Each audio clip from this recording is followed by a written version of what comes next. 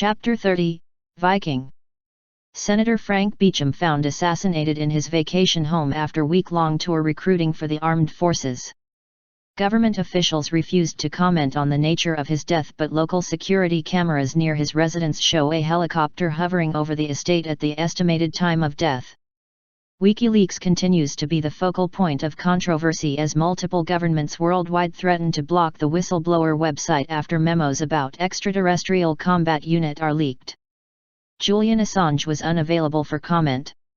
Asterisk. 2352, May 20, 2015, Skyranger Big Sky. The more things change, the more they stay the same, Matt thought to himself as he surveyed the other members of Strike One. Just add the background noise of a Black Hawk and I might have thought I was back in the army again. The brief feeling of nostalgia was gone in an instant, but Matt allowed himself to enjoy it nonetheless. Lieutenant Drzymski was scrolling through pages of information on a tablet computer, no doubt checking and double-checking the force estimates for what the soldiers would be facing once they reached the alien base. He also spared glances toward his conventional light machine gun and the heavy laser that Jack Finch held beside him. The British soldier was completely oblivious to the attention, and was apparently doing his best to lose his shirt to the little pocket poker game he had brought with him. He had been muttering an almost unbroken string of what Matt could only assume was profanity as he continued to lose more and more virtual money to the electronic time waster. Robert Sachs, however, was the picture of serenity as he demonstrated the time-honored soldier's tradition of sleeping at the drop of a hat. His arms were crossed and his chin rested on his chest, which rose and fell slowly. The only other noteworthy features of the seasoned campaigner was the worn but well-cared-for G36 beside him and a knife strapped to his chest. The sergeant tried not to think of having to resort to using such methods to fight the aliens as he turned to the two Japanese recruits. Kaito Yamazaki and Kori Suzuki were at first glance having a conversation with very short and clipped sentences in their native language. Their expressions during the course of the conversation ranged from consternation to triumph from the very start. It had taken Matt nearly half an hour to realize that when one spoke they matched the syllable of their word to the last syllable the other had spoken. Judging by how often Kori was abusing the syllable ko, she was quite the old hand at whatever game they were playing. Zhang sat towards the front of the Skyranger doing what Lana had dubbed as his statue impression. His eyes were closed and his hands were clasped serenely in his lap. His chest rose and fell just as slowly as Sachs, but unlike the Australian his posture was ramrod straight even in repose. A scoped LANC sat at his side instead of his usual sniper rifle in light of where the operation was going to be taking them. Speaking of Lana, Matt thought as he brought his eyes around to survey the last member of Strike One. Lana somehow managed to appear relaxed despite the cramped quarters of the Skyranger with her legs stretched out. In her hands was a beaten paperback book with near microscopic text from what Matt could see. The torn cover read Structural Engineering Methods by R. Shen. What? Lana asked with a smirk when she noticed Matt's attention. Going to make a joke about how you're surprised I can read. Her smirk grew just a bit when Matt recoiled from the supposed accusation. I didn't sign as infantry like you when you joined up, Matt. I built things prior to joining XCOM. Once we finish up this little alien mess I'll have to find meaningful employment. Oh, sure, I could sign on with a PMC but I'd rather get into something less dangerous. Before the discussion could continue any further, the crew chief entered the troop compartment and held one hand up. 5 minutes until landing. Message from command is inbound. The crew chief turned and tapped the monitor towards the front of the compartment. Bradford appeared with a somewhat harried expression which immediately set Strike One on edge. Strike teams, you will be entering the airspace near the alien base shortly. Our satellite scans have revealed a heat bloom at the base of the mountains in the target zone, but further scans were unable to penetrate the mountain to get a layout of the base. Enemy forces at the base are unknown, so your primary objective is to infiltrate the base and gather any intelligence you can without being detected. If it's feasible to neutralize the enemy personnel on site to capture the base, then you have the green light to proceed. If it's not possible, then its believed sabotage of the base's power systems will result in the facility's destruction. The commander's expression hardened as he leaned forward. In the event of mission failure, interceptor squadrons will deploy Froggerach weapon systems to destroy the base. The aliens are also jamming all communications near the base, so you will not have long-range comms until the base is captured or destroyed. The implication was clear, they would be on their own. Good luck. Command OU. The screen burst into static before the crew chief turned it off. Well, that's ominous, Lana said with a smirk as she began to load the gun on her lap. It bore a superficial resemblance to the LANC but was somewhat larger. A slot for an EA power cell could be found in the buttstock much like the rifle, but forward of the trigger guard rested another slot. Matt's unspoken question was answered when Lana slid an equally oversized magazine into the forward slot before loading an EA power cell into the rear. Now, kids, Dryzemski spoke up, just because command isn't here to watch over us doesn't mean anything. Some good old-fashioned soldiering is what will get things done today. Matt caught the lieutenant's eye and asked a question without saying a word. Dryzemski's glance away was all the answer the sergeant needed.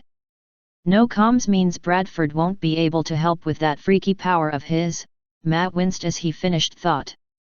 Commander Bradford's always been good at his job, but if he uses whatever he does too much, then the soldiers will elevate him to omnipotent status. 30 seconds. The crew chief announced as he walked toward the ramp at the back of the Skyranger. Closest landing zone is a small valley approximately half a mile from the suspected enemy installation. You'll have to leg it from the landing zone to the base. Why aren't we landing closer? I was under the impression the new chameleon systems would block detection, Dryzemski asked as he pocketed his tablet and brought his LMG onto his lap. Stealth systems are currently engaged, but enemy surface patrols were detected around the perimeter. If we deliver you to the base's doorstep, then the chameleon system won't have enough power to cover us as we leave and the OP would be blown, the crew chief answered quickly before turning back to the passenger compartment. 10 seconds. Good luck and give them hell. One hand slapped the ramp controls to reveal the pre-dawn gloom. The soldiers of Strike 1 released their harnesses and reached for their handholds as they turned to face the ramp. They stumbled slightly as the Skyranger set down before flooding down the ramp in a rush and crouching behind the myriad of rocks that littered the terrain. Big Sky, Strike 1. We're on the ground, Dryzemski reported as he glanced over to the looming shape of another Skyranger deploying troops.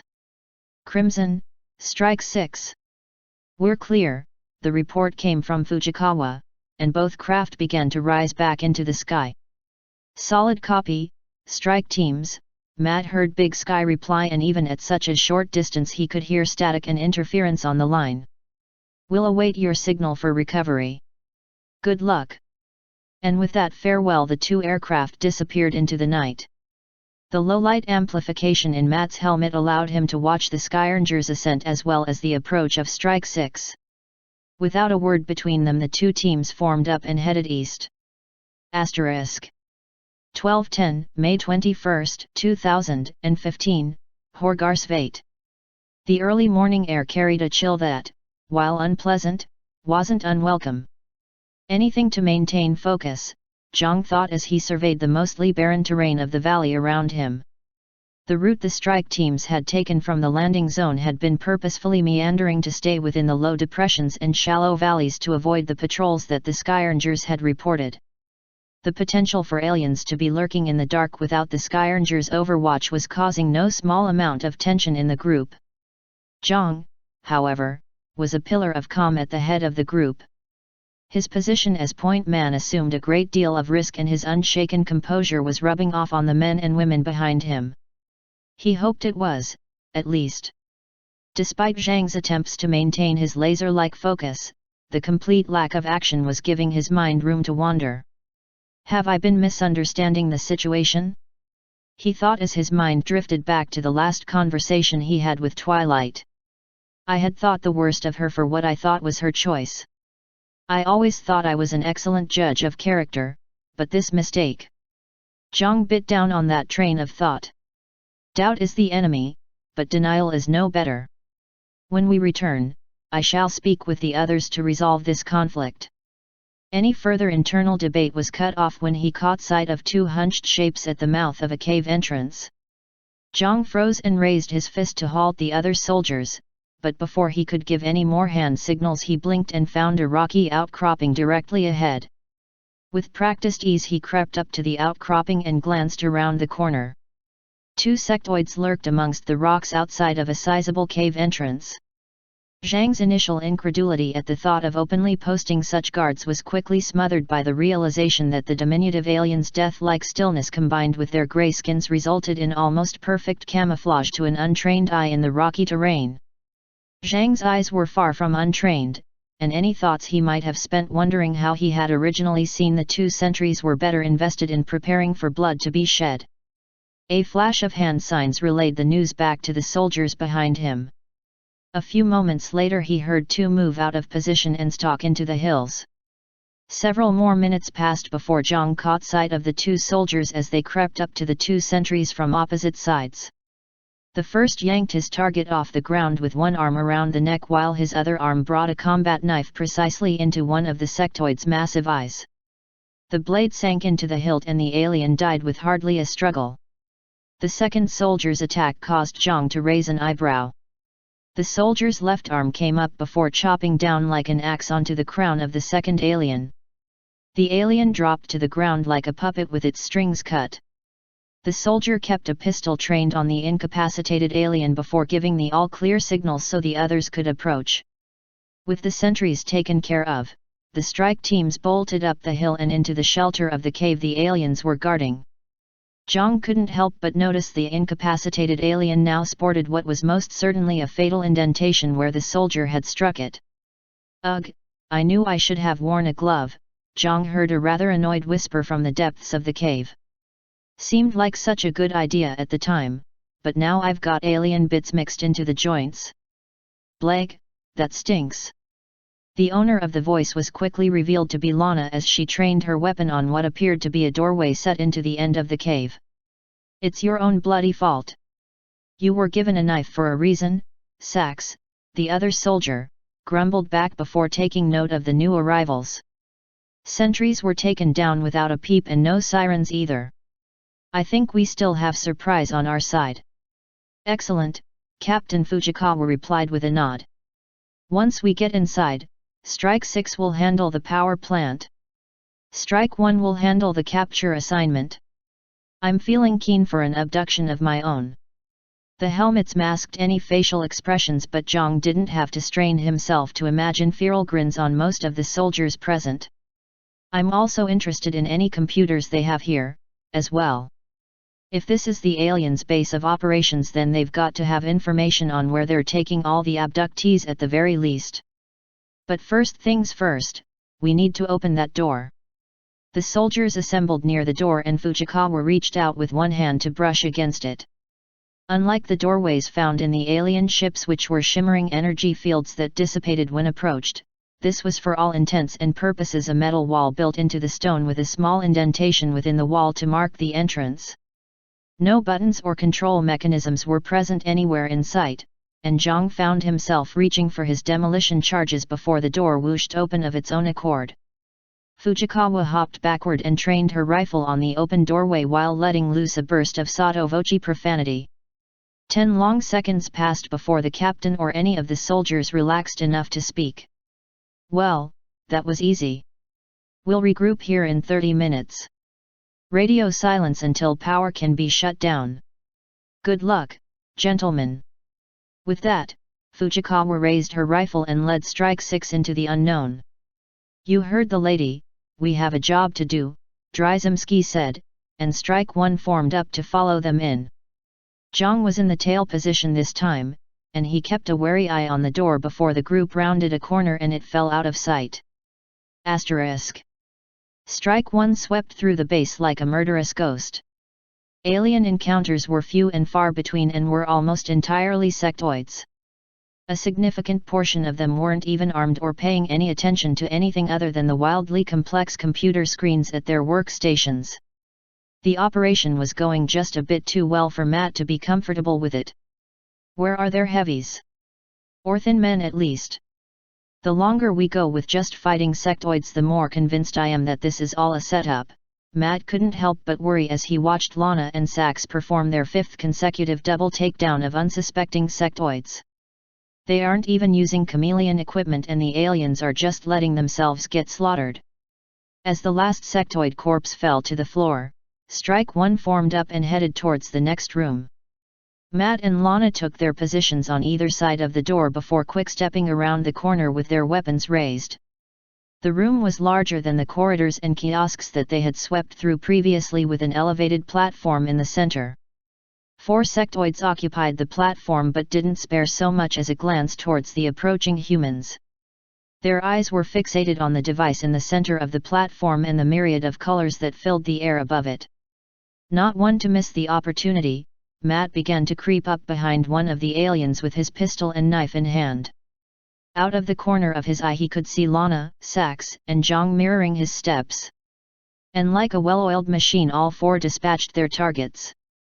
Sax and Zhang performed the eye stab takedown while Matt elected to slip his own knife into his target's back. Lana dispatched her target with what was becoming a rather infamous maneuver. As before, her left arm raised above her head before whipping down to strike the back of the sectoid's head. A crunch not unlike the sound of a pumpkin being smashed was the only sound the alien made before slumping to the floor with a skull fracture shaped like the edge of Lana's metal hand.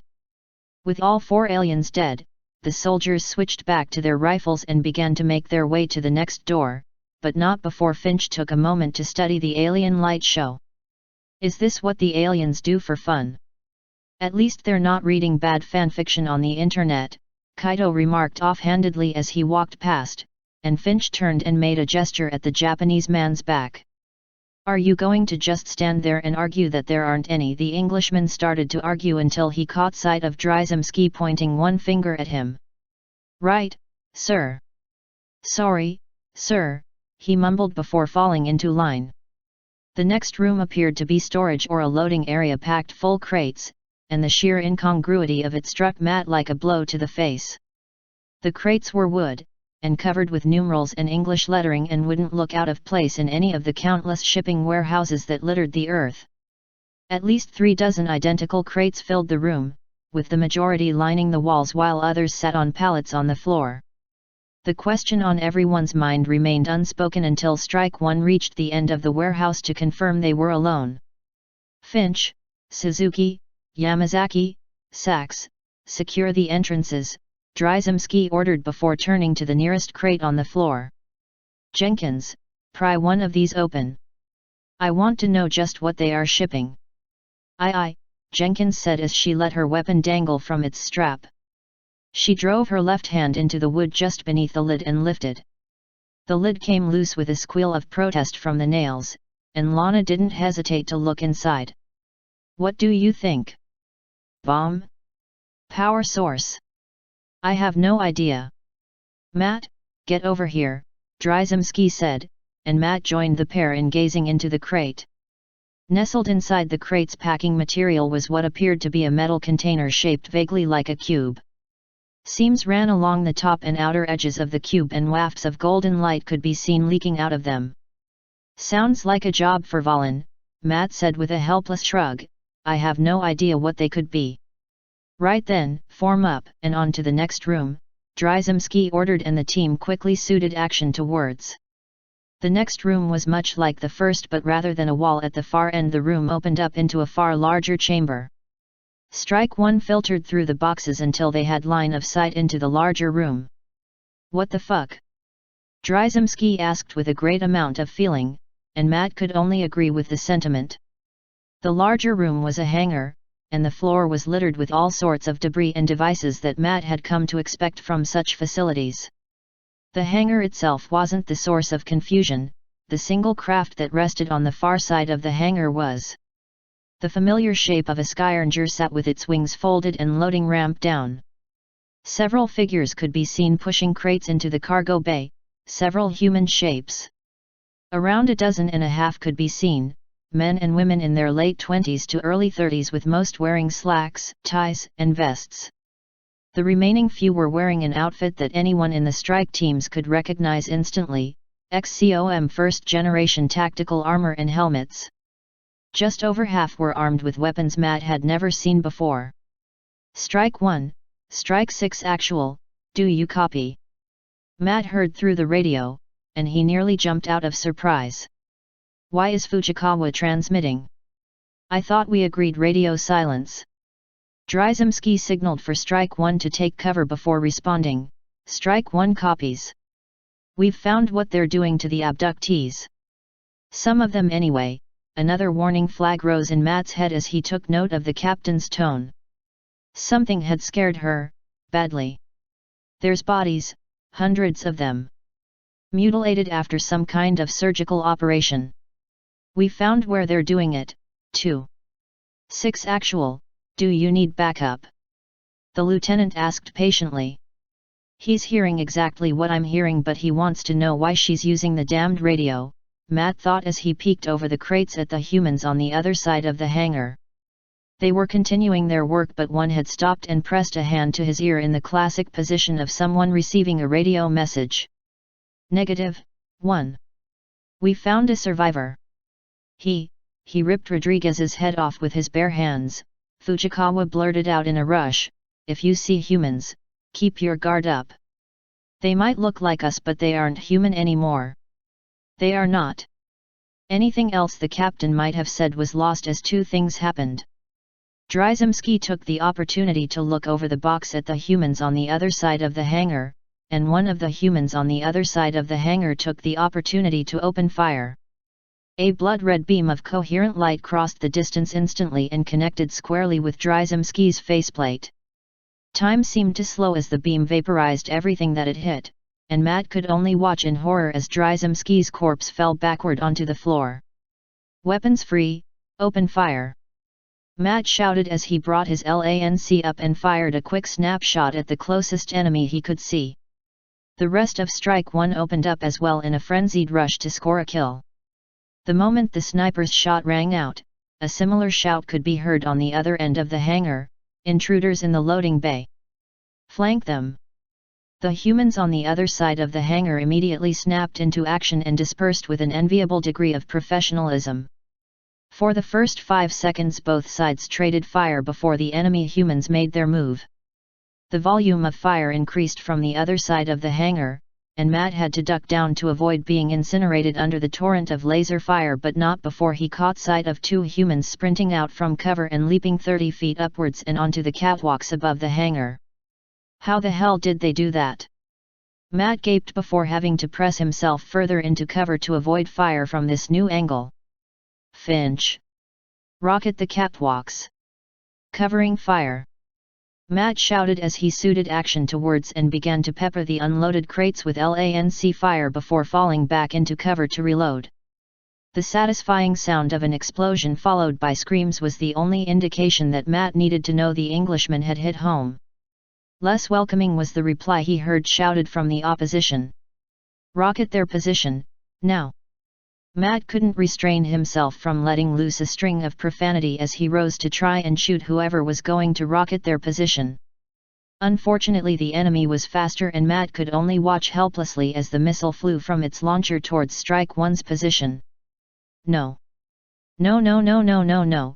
Matt screamed in his mind as he watched the rocket cross the distance. They're all going to die again and there's nothing I can do. Do not think of what can't be. Think of what you want to happen and it will be. Stop! The faintest of golden auras caught the rocket and it stopped dead in its tracks as though it had hit a brick wall. It crumpled and detonated prematurely, but the searing spike of pain in Matt's head prevented him from doing anything other than falling back into cover. Jenkins, Sachs, flank them using your chameleon gear.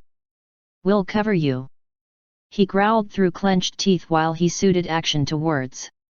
A chorus of affirmatives greeted him, though he winced when Corey stepped out from cover and caught a blast in the face just as Dryzemski had. Zhang jerked to the side at the last moment and a line of laser fire creased the right side of his helmet. A surprisingly thorough string of Chinese epithets could be heard as he ripped his helmet off, closed his eyes and fired his LANC. Zhang's connected with a piece of cover on the opposite end of the hangar and was immediately followed by one of the humans falling over with a neat hole drilled in his head. Again Zhang fired with similar results before being forced back into cover. Did he just? Matt started to ask himself but was brought out of his thoughts by a laser shot square in the chest. The chest plate held, but was cherry red as he fell back into cover. Priorities, genius, priorities. Strike 6, this is one actual. I have assumed command and we are engaging with hostile human forces. We need reinforcement now. Matt shouted into the radio as he rose to take shots at the hostile humans. The IFF tag for Lana was bolting towards the right flank of the enemies while Sax had taken cover behind the Skyranger just as the power supply for his chameleon gear ran dry. The grizzled veteran began to take single shots from his new position but quickly found himself in danger of being flanked himself. Two of the suit-wearing humans leapt atop the Skyranger from the opposite side and dropped down behind Sax. The man's instincts were keen as he ducked and stepped backward to avoid the swipe of one soldier while bringing his rifle to bear. His G36 opened up on full auto and unloaded into the second soldier's chest and stomach. Unfortunately Sax's luck ran out as the second soldier was on him. One gloved fist connected with the soldier's helmeted head and sent him into the side of the Skyranger where he dropped like a puppet with its strings cut. The enemy human raised one boot and brought it over Sax's head, but the killing blow was halted by a flurry of heavy laser fire from Finch. The second enemy, the one that had taken a 2-second full auto burst in the chest from Sax, slowly began to rise despite the massive amount of blood coating his chest. Stay dead. Matt thought as he lined up a headshot on the recovering enemy, and he put 3 shots into the stubborn enemy before he was certain he'd stay down. Matt caught sight of 2 more things farther in the hangar. Time slowed as he caught sight of a sniper leveling a long rifle directly at him. His helmet lacked any sort of zoom function but in his mind he could almost see the sniper's eye in the scope as he lined up the perfect shot. That shot would never come as the second thing that Matt saw was Lana's IFF tackling the man to the ground. One actual, strike 6 is nearby. I think we'll be coming into the hangar from your right, watch your fire, Fujikawa said, and Matt could only grin in response. Copy that, strike 6. Be advised that the enemy has lasers and explosives. Matt quickly updated the other strike team as he saw them enter the hangar. 2 soldiers were immediately cut down by a torrent of laser fire before they could get into cover and Matt cursed before shouting, Strike 1, advance. Matt burst out of cover and made a beeline for the Skyranger. Several others fell in beside him, and he glanced over his shoulder to confirm just who had made it. Finch, Zhang. Where's Kaido? Matt's gaze retraced their steps before settling on a mangled corpse halfway between their starting point and the Skyranger. Oh. Finch, I want you on this corner providing covering fire. Do not let them flank strike 6. Zhang, you're with me. A pair of confirmations came from the 2 as Matt rounded the corner with his LANC raised and with Zhang close on his heels. The high-pitched pulsing whine of the heavy laser drowned out all other noise as the pair advanced into the miniature maze of crates and moving equipment at the base of the Skyranger's ramp. The pair came across a full squad of the enemy humans that were in the process of suppressing and flanking the newly arrived Strike 6. Matt and Zhang were quick to return the favor. Their first 2 shots were perfect crowns on the 2 rearmost soldiers. The second and third enemies fell to double taps in the back. Matt was just about to move on to his third target when a hidden enemy leapt the box beside him and landed within arm's reach to his side. Matt's mind snapped back to his close combat training as he saw his enemy draw a knife and swing it at him. Option 1, step back and shoot the target. Matt quick-stepped backwards to avoid the first knife blow while raising his LANC. He got one shot off before the rifle was ripped from his hands by a viciously fast swing. Option 2, use secondary weapons to gain the advantage. Without missing a beat he snatched the arc grenade from his belt and hurled it at his enemy while smoothly drawing his pistol. The human caught the grenade in midair and tossed it aside even as it discharged into him, all the while continuing his advance on Matt in spite of the pistol fire. Option 3, advance and gain control. Just as his pistol clicked empty, Matt ducked under another wild knife swing and leapt forward in an impromptu shoulder check on the now off-balance enemy.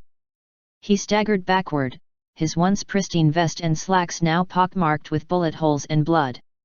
In spite of all his injuries, he stood and charged right into the arc thrower Matt drew at point-blank range, which caused him to stumble again. The human screamed in outrage and slowly got to his feet again while Matt hastily reloaded his pistol, only for the upper half of the man's body to disappear in a spray of gore and a bang. Always remember, the person who wins hand-to-hand combat is generally the one who has friends with guns. Lana stepped over the remains as she swept the remaining bodies for any sign of movement. "Check the bodies," she said grimly, "they don't stay dead for long unless you're thorough." Matt watched her go before letting out a long ragged breath he didn't know he had been holding. Bodies, human bodies littered the hangar. While most were wearing the curious business formal suits that the enemies wore, a great deal too many were wearing XCOM carapace and chameleon armor. It didn't take long for Matt to find the rifle he lost during his hand-to-hand fight, though the hit that had knocked it out of his hands apparently had enough force to crack the case around the alarium circuitry of the barrel. Just as he was about to lament the loss of his weapon, the familiar sound of Australian accented profanity drew his attention. "Ugh, son of a bitch," Sachs said with as much enthusiasm as could be expected.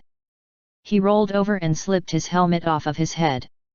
The faceplate of his helmet was cracked down the center and his nose was broken and bleeding profusely. Sachs rolled over again and tried to rise but slipped and fell back to the deck. "Don't try to get up, you've probably had a concussion," Matt said as he hustled over to the injured soldier.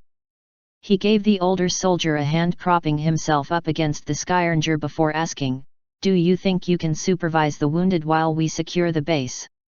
"Don't you patronize me, Sergeant," Sachs growled, "I might not be able to walk, I can still shoot a gun. Drag me in the direction you want and I'll keep anything from getting through." "I've no doubts," Matt forced a smile before his eyes settled on the G36. "I may need to borrow your rifle. Mine was damaged in the fight." "Damned Americans don't know how to keep your kit," the Australian muttered even as he fished through his pockets and offered up 2 full magazines while drawing his sidearm.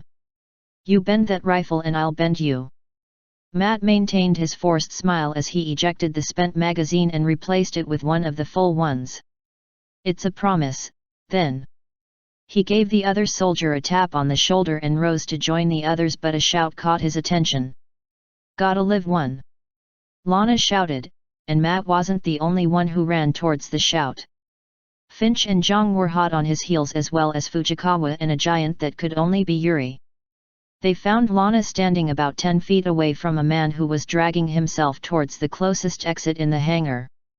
A blood trail marked his path, and a significant amount of blood continued to leak from what remained of his legs.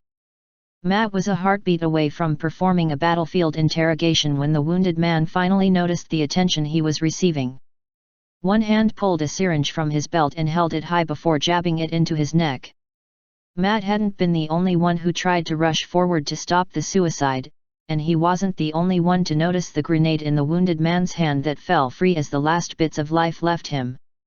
The blast was deafening and reduced any recognizable part of the man's body to little more than a stain on the floor. "Any injuries?" Matt asked before making his way to Fujikawa. The captain had sunk to the ground with blood seeping out from under the armor of her leg. "Don't move. I think the shrapnel is still in your leg." "Just my luck, that's what this is.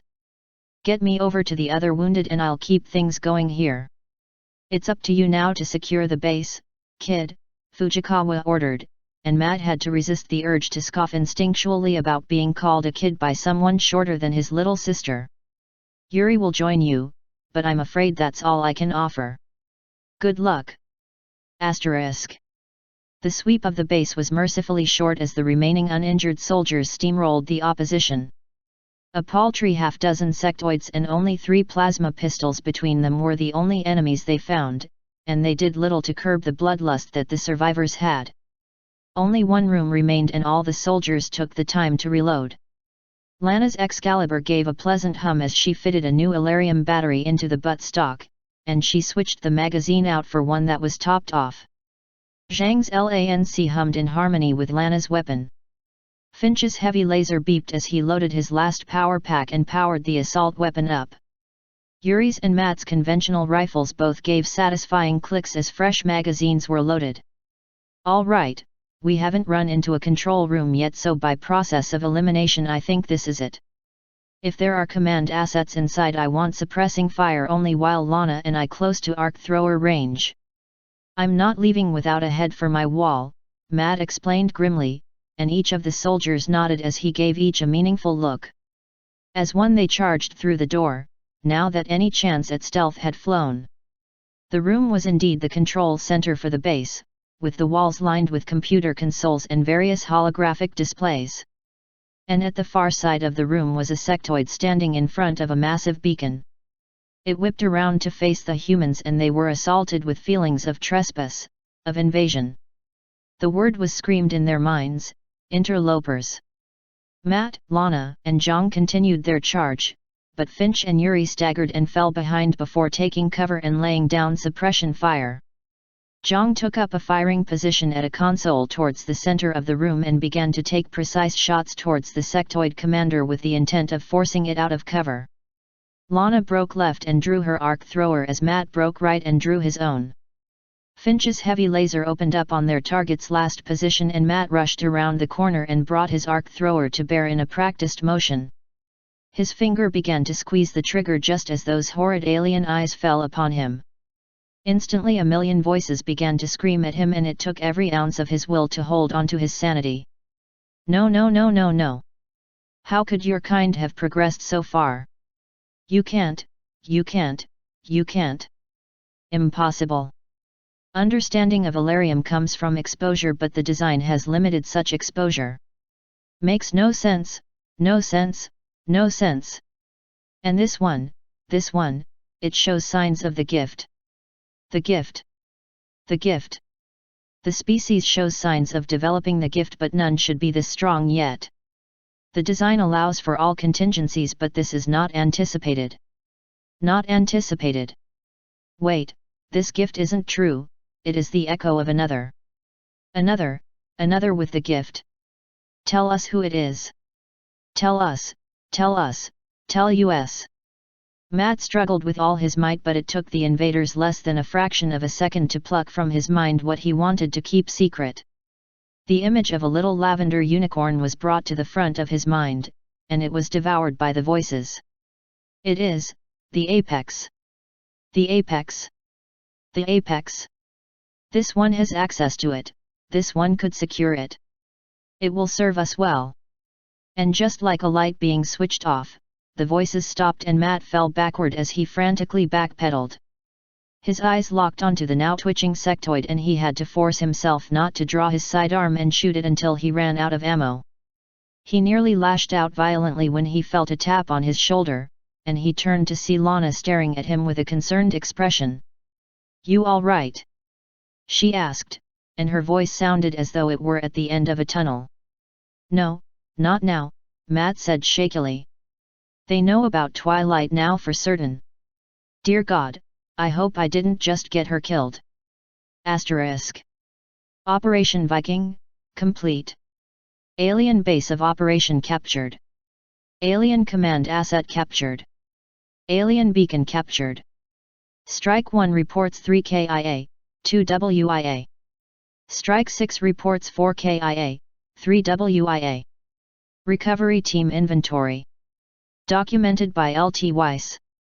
Plasma pistol, 1 total. Sectoid commander live capture, 1 total. Plasma weapon fragments. Sectoid corpses, 22 total. Modified human corpses, 24 total. Laser rifles, X/LT pattern, 4 total. Heavy lasers, X/LT pattern, 1 total. Laser sniper rifle, X/LT pattern, 2 total. Skyranger, 1 total. Meld containers, 20 total. Alien surgery, 10 total. Alien stasis tank, 30 total. Alien Entertainment System, 1 total. UFO Electronics, various.